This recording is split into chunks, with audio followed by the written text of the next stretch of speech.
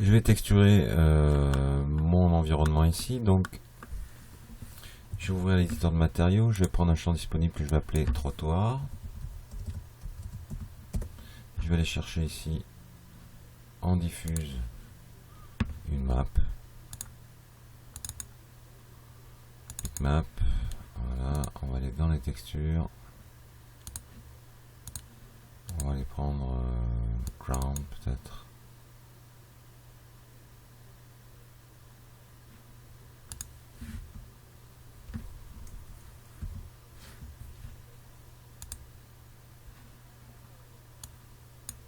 On va essayer d'ouvrir, voir ce que ça donne. Voilà, visualiser l'image. Voilà, ça c'est parfait pour le trottoir.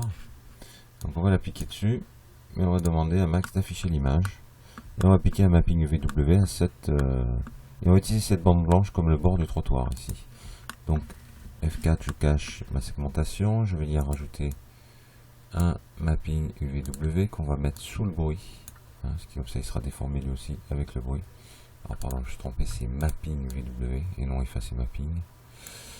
Mapping UVW, voilà, qu'on met dessous, parfait, on met en mode boîte, voilà, et on vient ici déplacer le gizmo, voilà, pour obtenir le blanc, la partie blanche ici, voilà, très bien.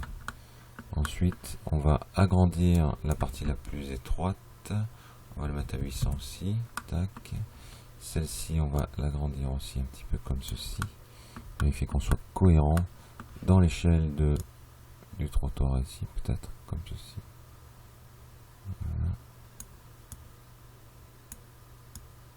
Voilà, histoire d'être un peu plus cohérent. On va déplacer le gizmo, voilà, pour obtenir le blanc à l'endroit qui va bien, ici. Et on va le déplacer verticalement pour obtenir le blanc aussi à l'endroit qui va bien.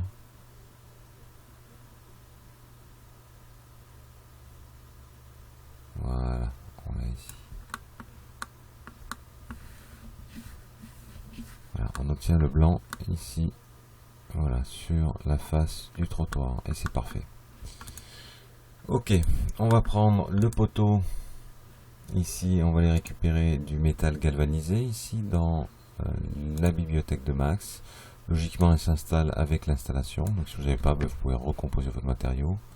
Bibliothèque matériaux Autodesk, métal, on doit voir par là, acier, et on va chercher galvanisé ici, acier galvanisé, voilà, et on va l'appliquer au poteau. Enfin logiquement il est déjà appliqué, voilà. On va prendre celui-ci et on va le changer, lui rajouter un peu de spéculaire ici. Pardon. Un peu de niveau spéculaire ici, voilà. Voilà, tout simplement. Je sauvegarde, je continue, je vais faire la même chose sur ma route. M ici, je prends un champ disponible. On va l'appeler Road. Et on va cliquer ici sur Bitmap. On va les récupérer dans la route. Je dois voir un truc.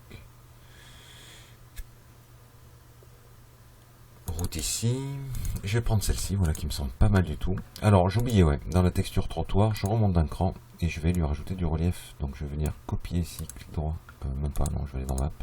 Je glisse et je dépose en relief. Voilà. Vous allez voir que ça va donner du relief.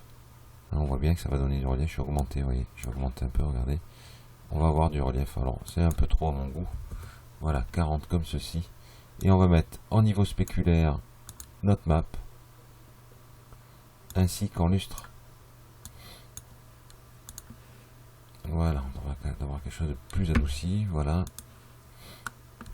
C'est parfait. Ensuite, on va faire pareil sur la route. On glisse, on dépose la route. On affiche notre bitmap. Voilà, ça me semble correct. Alors, le panneau, vous allez me dire, il n'est pas dans ce sens-là, mais c'est pas vraiment un problème. Hein. On sélectionne le panneau rotation, on active l'accrochage d'angle ici et on tourne de 90 degrés. Voilà.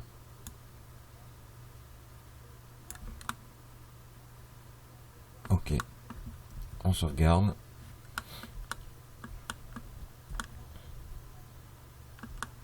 On va faire pareil pour la route, hein. On va aller dans les maps, dupliquer la map en lustre, ok, en niveau spéculaire, ok, et en relief ici, ok. Donc on devrait avoir une très jolie route, voilà, comme ceci.